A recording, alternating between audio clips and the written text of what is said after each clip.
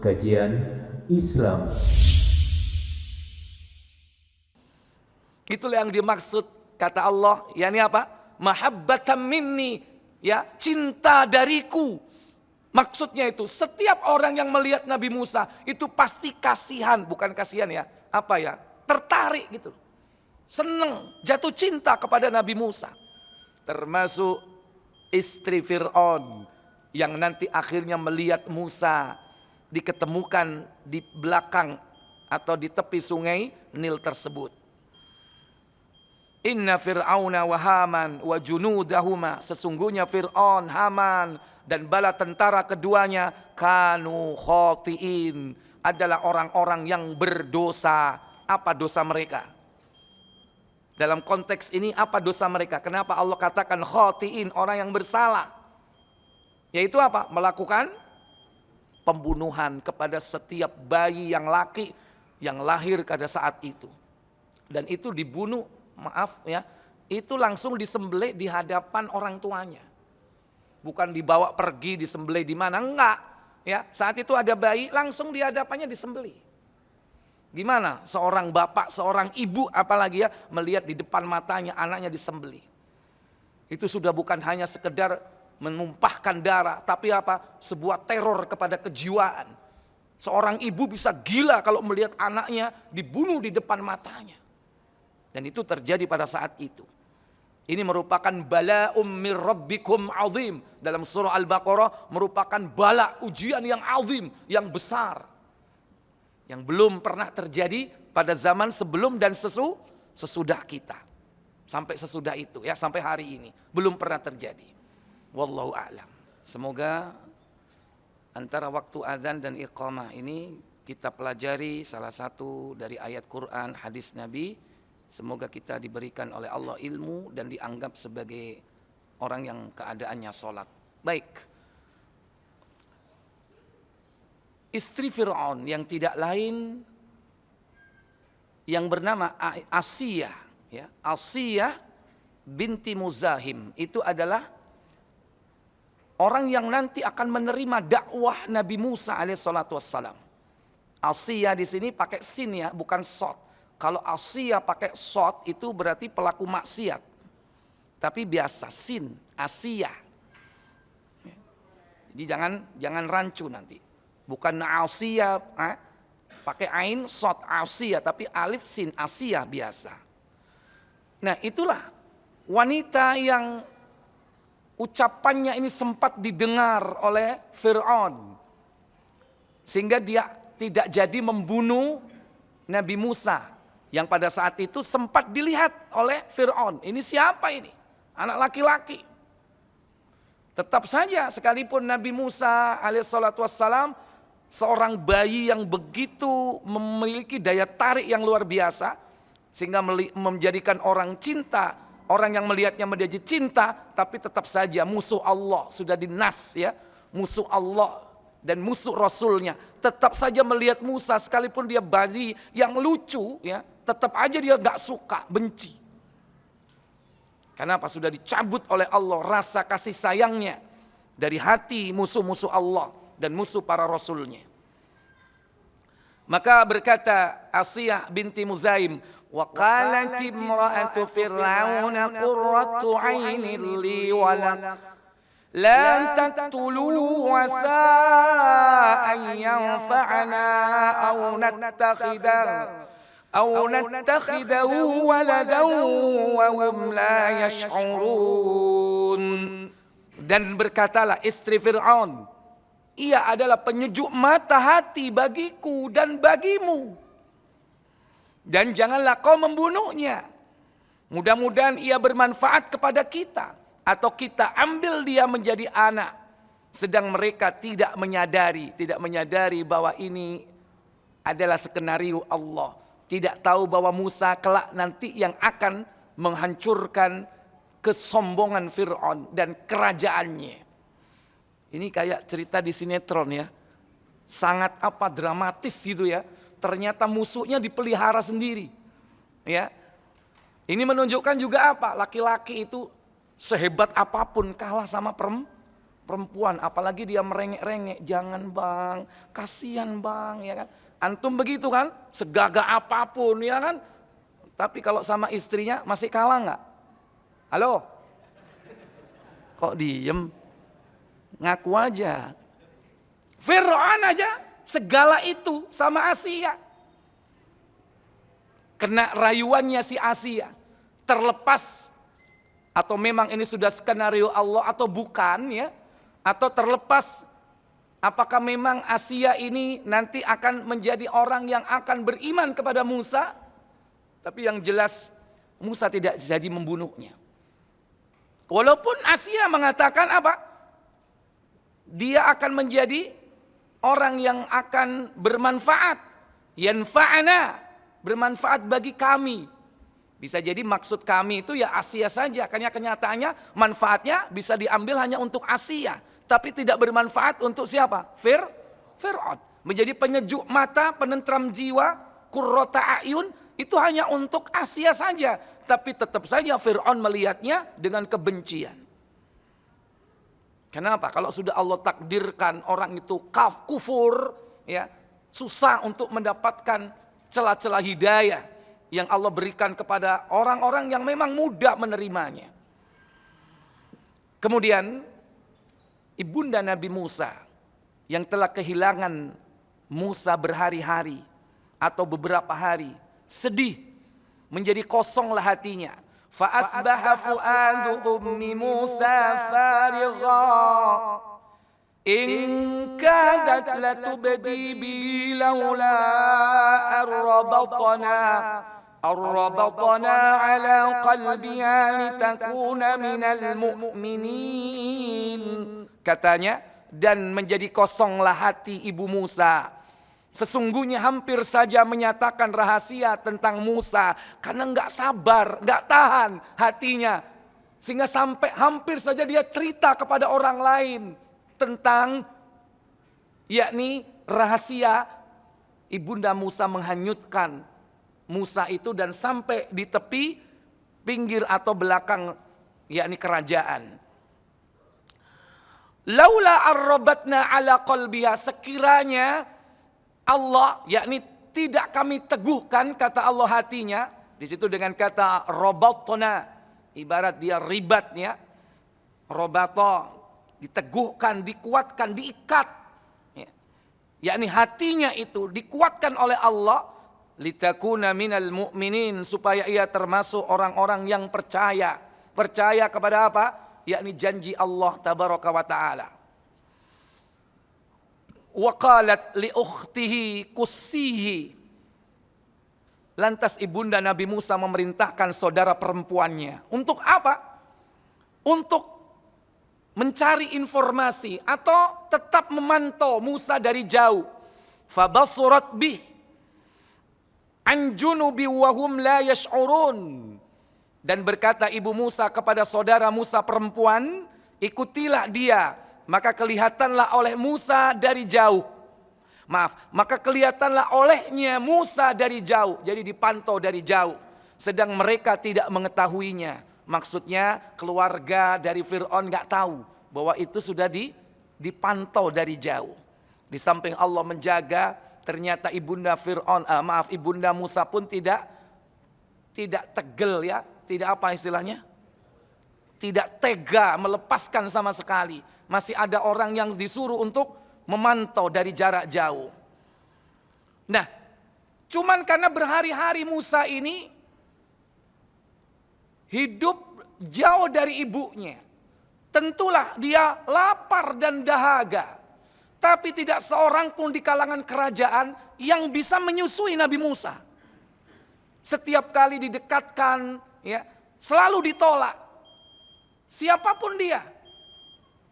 Itulah penjagaan dari Allah tabaraka wa ta'ala. Supaya jangan sampai Musa yang akan menjadi nabi ini disusui oleh orang-orang yang tidak jelas.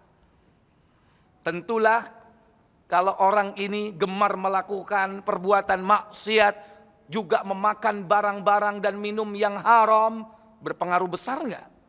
Berpengaruh besar. Jangan sampai daging dan darah Nabi Musa itu terkontaminasi. Ini cara Allah menjaga Nabi Musa.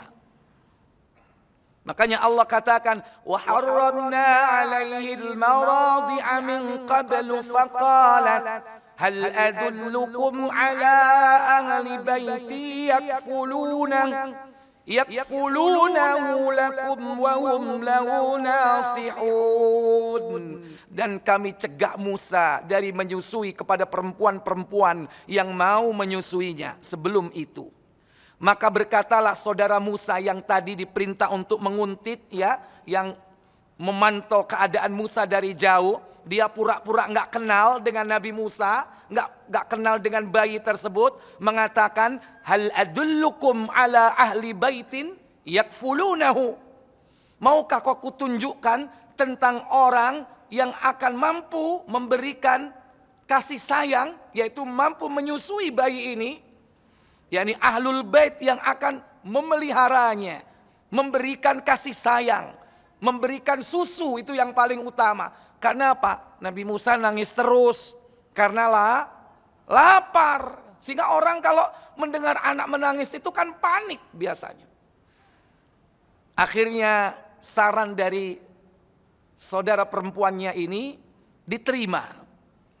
Dan dia mengatakan, sungguh aku adalah orang yang berlaku baik kepadanya. Kemudian dibawalah bayi ini, yakni ke rumah Nabi Musa sendiri atau ke rumah ibunda Nabi Musa. Faradatna ila ummihi. Maka kami kembalikan Musa kepada ibunya, kaita qarra ainuha wala ta'zana. Supaya hati ibunda Musa senang dan tidak berduka cita, walita'lama anna wa'dallahi haq, dan agar dia mengetahui bahwa janji Allah itu hak benar, walakinna aktsaran nasi la ya'lamun, akan tetapi sebahagian besar dari manusia itu tidak mengetahuinya. Dan ini terbukti, dan ini pelajaran buat kita. Kalau Allah sudah berjanji, pasti Allah akan merealisasikannya. Ini diantara irhas, yaitu apa? Keistimewaan calon para nabi, para rasul, itu dipelihara oleh Allah Jalla wa'ala. Seperti Nabi kita Muhammad sempat diajak, ya, datang ke tempat hiburan, ya. Di situ waktu itu ada musik-musik yang diperdengarkan. Waktu itu diajak kalau nggak salah oleh kakeknya Abdul Muthalib. Tetapi pada saat itu Nabi SAW Allah tidurkan sehingga telinganya tidak mendengar apa-apa. Itu cara Allah memelihara. Makanya kalau antum di kampung ada orkes, terus gak lihat ketiduran, itu cara Allah memelihara. Jangan malah, aduh sayang banget, gua gak lihat tadi malam ada ngebor misalnya. Ya kan? Kalau Allah tidurkan gitu, itu berarti Allah menyelamatkan kita. Jangan malah kita, anaknya, kalau kita punya anak, Star sana itu lihat ada bazar tuh, wah di situ ada macam-macam, malah dibangunin tidur, biarin tidur, itu lebih baik daripada dia melakukan aktivitas yang tidak bermanfaat, bahkan merusak jiwanya. Ikhwatal iman. Kemudian Allah Jalla wa'ala menjadikan Nabiullah Musa ini orang yang dimuliakan sekalipun dia hidup di tengah-tengah keluarga musuhnya. Kenapa demikian? Asia minta kepada ibunya supaya Asia ini datang ke istana untuk menyusui Musa. Maka ibunda Nabi Musa beralasan, tidak, aku memiliki suami dan beberapa anak. Tidak mungkin aku meninggalkan mereka. Maka diputuskan oleh Asia, ya udah kalau begitu semua keluargamu datanglah ke istana. Jadi mereka hidup, ya, bapaknya, ibunya, saudara-saudaranya itu berada di istana, tentu mendapatkan yakni fasilitas-fasilitas yang tentu Allah akan memelihara dan menjaga. Kenapa? Karena hakikatnya harta yang diambil oleh Fir'aun itu milik siapa sebetulnya? Milik rakyat kan? Dan saat itu yang ditindas itu siapa? Bani Israel. Jadi bukan berarti, Nabi Musa hidup di istana, makan barang yang haram. Enggak, Allah jaga. Makan dari hasil perampokan, dari pajak dan sebagainya. Enggak, itu yang ditindas, yang diambil harta saudara-saudara Musa, kaumnya Nabi Musa. Karena mereka diperbudak, tidak diberikan bayaran yang layak sebagai pekerja. Dan tidak dimanusiakan sebagaimana manusia. Itu yang terjadi. Nah, Allah curahkan itu kepada Musa dan keluarganya. Dan tentunya Allah akan memberikan keutamaan kepada Musa ini dengan ilmu dan juga hikmah. Walamma balagha ashuddahu wastawa atainahu hukman wa ilma wa kadzalika najzil muhsinin. Dan tatkala Musa sampai cukup umur, ada yang mengatakan cukup umur ini sudah baligh. Ada yang mengatakan cukup umur di sini yaitu masa usia 25 tahun. Sebagaimana Nabi kita Muhammad sallallahu alaihi wasallam yakni usia 25 tahun sudah sanggup menikah. Ada yang mengatakan yaitu sebagaimana balagha asyuddahu balagha ma'ahu sa'ya, yaitu ketika Ismail sudah bisa diajak untuk membantu bapaknya Ibrahim, yaitu di atas 10 tahun. Wallahu a'lam. Maka Allah memberikan apa? Hikmah dan juga ilmu. Wa kadzalika najzil muhsinin. Demikianlah kami memberi balasan, yakni kepada orang-orang yang berbuat baik. Allah akan memberikan ilmu. Di antara ilmunya adalah kitabullah. Hikmah yaitu as-sunnah. Maka caranya agar kita mendapatkan ilmu dari Allah dan juga hikmah, maka hendaklah kita berbuat baik dalam kehidupan ini. Itu sebagai balasan. Maka jangan berbuat jahat sehingga kita dijauhkan dari ilmu. Dijauhkan dari kitabullah dan juga dari as-sunnah. Nah, ketika Musa ini sudah bisa mandiri, dia bisa keluar, berjalan-jalan di negerinya karena sudah bisa menjaga dirinya. Mungkin barangkali dia sudah remaja, ya. Wa dakhalal madinata ala khin. Dia memasuki kota Memphis, ya, disebutkan di situ kota yang berada di Mesir, yaitu salah satunya yaitu bernama kota Memphis. Ala khini ghaflatin min ahliha, di mana penduduknya saat itu sedang lalai. Maksudnya merasa aman, tentram, tidak ada ya hiruk pikuk dan sebagainya. Fawajada fiha rajulaini yaktatilani, maka ada kedua orang yang sedang berkelahi, yang tujuannya adalah untuk saling mematikan antara satu dengan yang lain. Maka datanglah yakni Nabiullah Musa alaihissalatu wassalam kepada dua orang yang berkelahi ini. Ternyata hada min syi'ati, salah satunya yakni adalah dari Bani Israel, dari kalangan Nabi Musa alaihissalatu wassalam. Wa hada min aduwih, dan salah satunya berada atau pada posisi musuhnya, yaitu orang Kipti dari kalangan Fir'aun yang Allah sebut dalam ayat ini yakni musuhnya. Ikhwatal iman, apa yang dilakukan oleh Nabiullah Musa alaihissalatu wassalam? Fastaghathahu alladhi min syi'ati, maka dari orang yang termasuk Bani Israel ini minta kepada Nabi Musa untuk menolongnya. Alal ladini min aduwi, yaitu untuk mengalahkan musuhnya. Fawakazahu Musa, maka Musa akhirnya apa?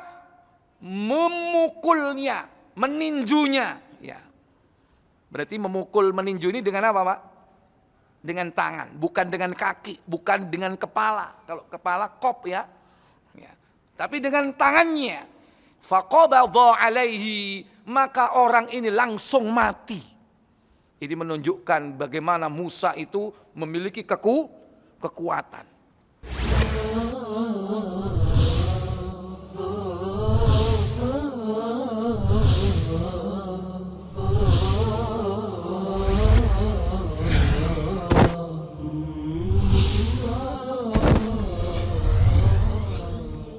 Kajian Islam.